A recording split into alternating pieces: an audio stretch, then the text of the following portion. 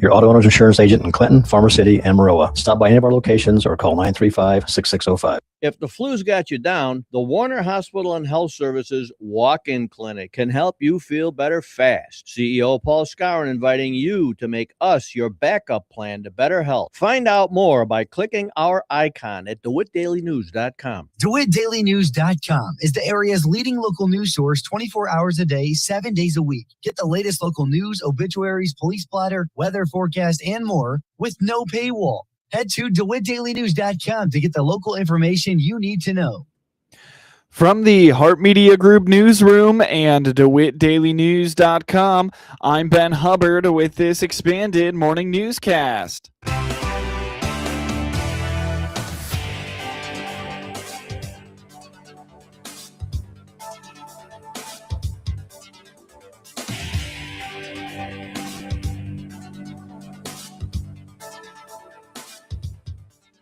Good morning and thanks for being with us. I'm your host today, Ben Hubbard.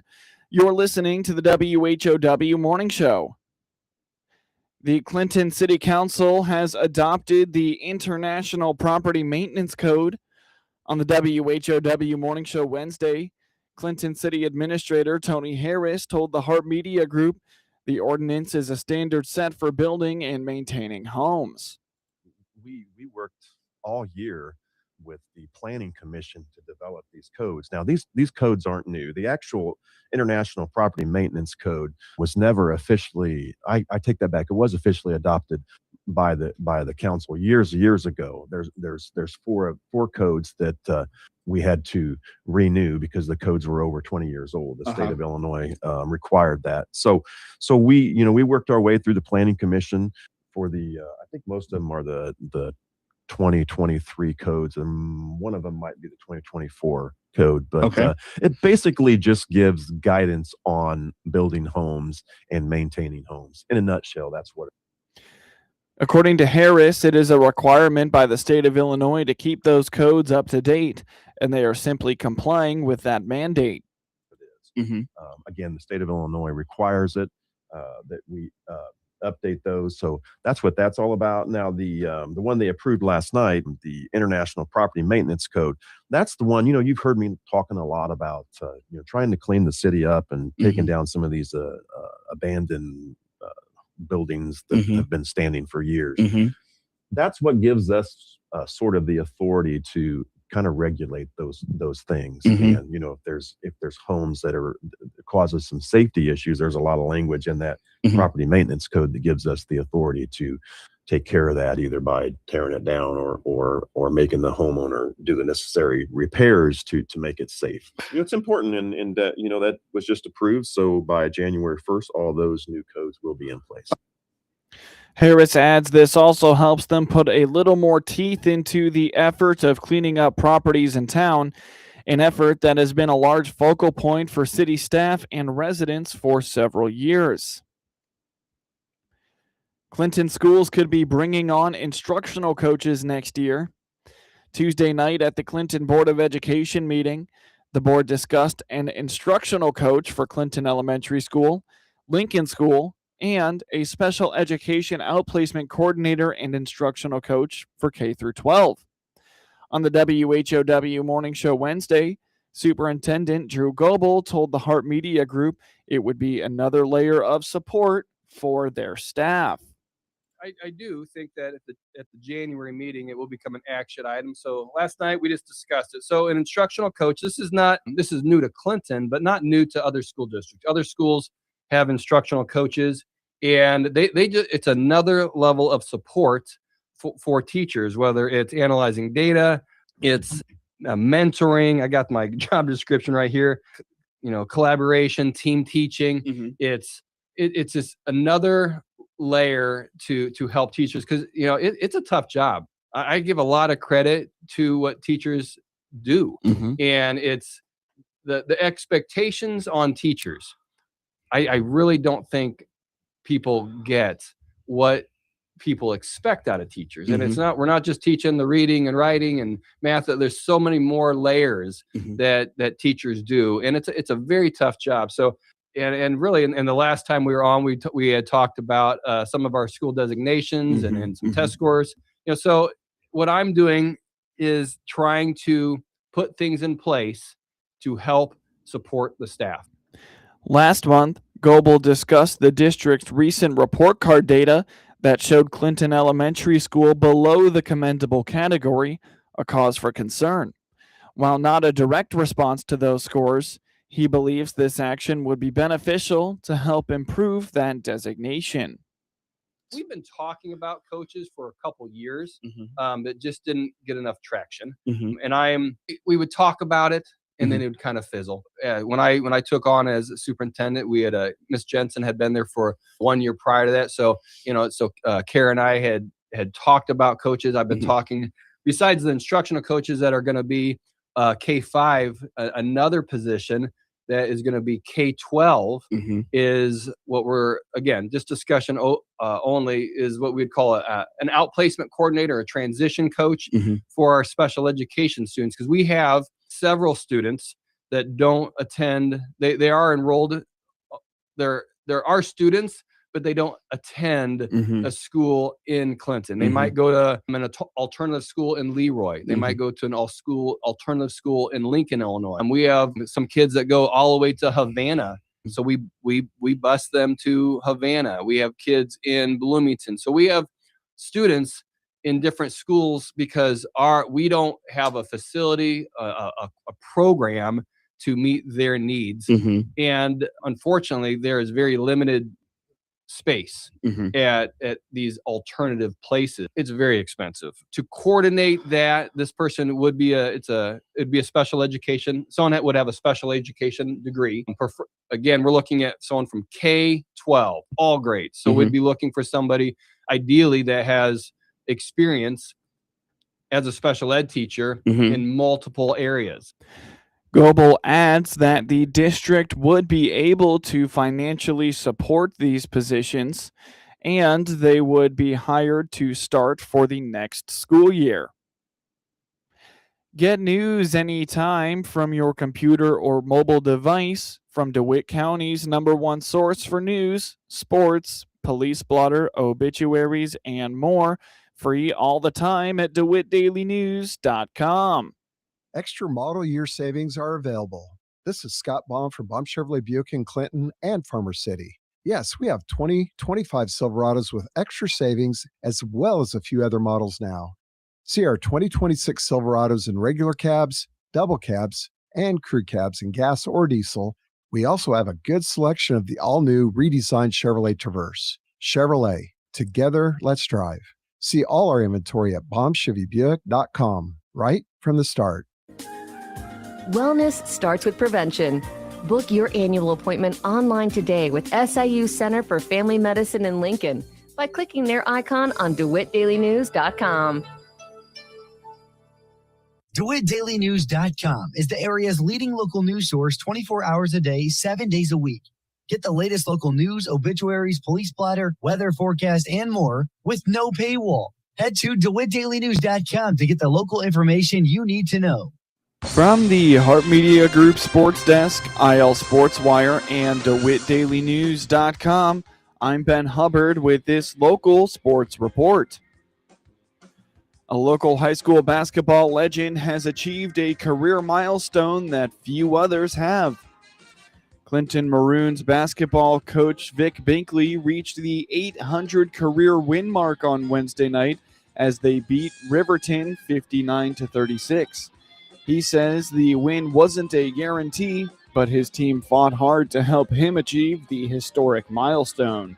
Yeah, we knew it would be rough going over there, and but guys came out strong in the first quarter, and we had them down 25-6, and we didn't play as well the second half as we'd like, but the first half, no complaints, and too many turnovers in the second, but we held, we had a comfortable enough lead, take control, but it was a nice win. Yeah, everybody was there, and a lot of friends, and the Clinton community was there, and we spent about probably half an hour on Riverton's floor, and Riverton was a class act. Great. They gave me the game ball and announced it, and they told us to take our time, however long we needed it. So it's nice to see that. Binkley indicates that the key to his success has been surrounding himself with good coaches and instilling a mindset of hard work in his athletes. He notes that it's his love for the sport that keeps him going. Well, I've been, it's been special for me. Yeah. I've always had good players. I've always had good coaches with me. I've always had the community support, and that's a nice winning combination right there. Yeah. And we work them hard. We try to outwork anybody we're playing. We don't always get it done, but that's got to be one of the reasons we're successful is they work so hard. Well, I love basketball. It's been completely, my whole life. And it's always been kind of a crutch if, things aren't going well. And I tell our players there, hey, you can come in this gym for 2 hours and forget about all your problems, whatever you have, and just have fun and enjoy it. And I think that's kept me, pretty motivated. But and probably and a lot of coaches told me when I came up to Clinton that I would be motivated again. And it's true. I mean, just different people and different environment. Our administration's been great up here. And, we're hoping we can continue keeping this going. Coach Binkley explains that as he gets older, he may have to rely more on his fellow younger coaches to relate to the players. However, he has no plans on retiring anytime soon. It's harder. The generation gap, of course, is different, but we have the young coaches that help take care of that. But, we treat them, we tell them we're going to do it the right way, and we always try to do. We have our issues. We're going to take care of a couple issues today that we had last night.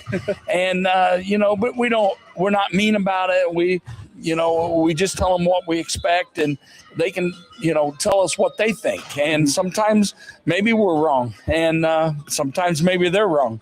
But we don't, if there's a problem, we try to take care of it. I want to be fair to my wife, and because she's been with me all the way through. And but on the other hand, it's my hobby. I have nothing else to do, and so I don't know if I didn't have this every day, what would I do? And so as long as I've been blessed, and I did have to get a new knee this summer, but I'm getting around good, and it keeps me busy and gives me something to look forward to. Binkley is grateful for all the students, staff, and community members who have supported him throughout his career, not only in Clinton, but in his previous schools as well. The IHSA has passed a referendum that will expand the high school football playoffs from 32 teams per class to 48. Clinton Maroons football coach Ron Bass has mixed feelings on the matter. He says while it may give the team an advantage and help them make the playoffs in the future, he understands the opposition to the amendment. It's kind of a mixed bag for me. Ask me how it'll be in 4 years, and I can probably give you a more accurate answer. But on the surface, at least from our perspective here at Clinton, that's advantageous for us. The kind of athletes that we have here and the conference that we play in, that's advantageous for us. But I'm a pretty competitive person too, so I understand the concern about the term watered down and things like that. We'll wait and see. I'm kind of a more of, hey, let's see what it's like here in 4 years. And if it's really that bad, then we can make some changes. But overall, I guess I'm kind of in the middle. Bass feels that the playoff expansion could have made a big impact on seasons they have had in recent years, including last year's 4-5 regular season finish. He says his players are excited for the change and the postseason opportunities it could bring. Say, like, if this plan was in place a few years back, I mean, we had a couple 4-5 seasons where we were a player or two from making the playoffs, and so that would have gotten us in. And to be honest, in 2022, if that would have been in place, I wouldn't have wanted to play someone like us who are starting to get some things figured out at the end of the season. Came in with a winning streak there. The end and at 4-5, so it definitely helps in the sense that we have some competition in our conference. You know, we talked about the Tri-Valley. El Paso is going to be another really good team this year, and so they're always solid. And then you mix Eureka and Shelbyville in there. You know, there's always going to be some 4 or 5 just really difficult games from schools that perennially have had good programs. Well, I told the kids yesterday, and their eyes kind of lit up a little bit. I'm like, oh, okay, we could possibly have a chance to win a playoff game, even though we only have 3 or 4 wins. I think that got their attention a little bit.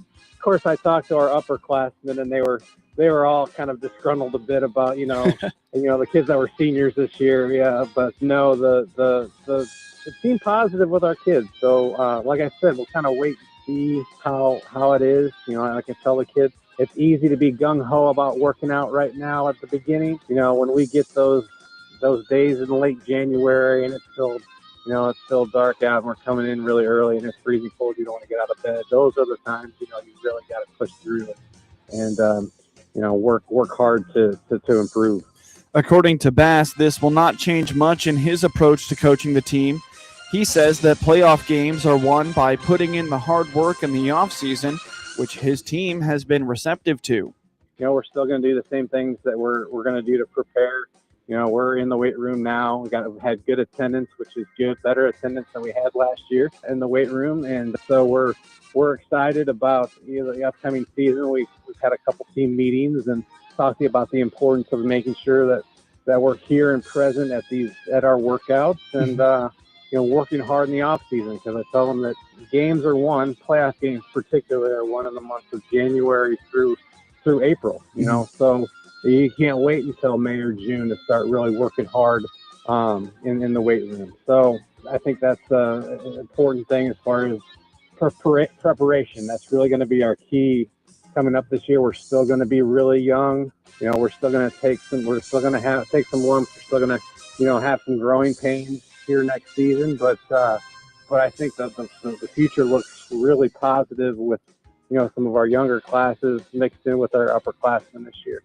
Among other high school football changes from the IHSA is the introduction of video replays when it comes to ejections and suspensions.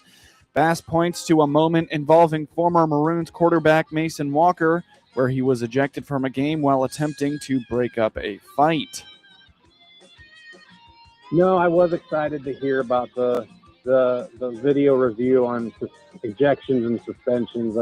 That was one I know that really affected us a couple years back with Mason Walker and our situation where he was ejected in a game against Pontiac that really affected the outcome of our playoff game against Sullivan. And I think if this rule been in place, I know that he would have probably been playing next weekend just based off of video footage that we had of what happened, and it was just kind of an unfortunate event. And so, pushing forward, I think that's a good thing. You want to do what's best for kids, and I think that is one of the things that we can do to help kids out. Clinton opens up the season in week 1 against Fieldcrest. The goal of every high school basketball player is to reach the milestone of 1,000 points, and now one local senior has done it.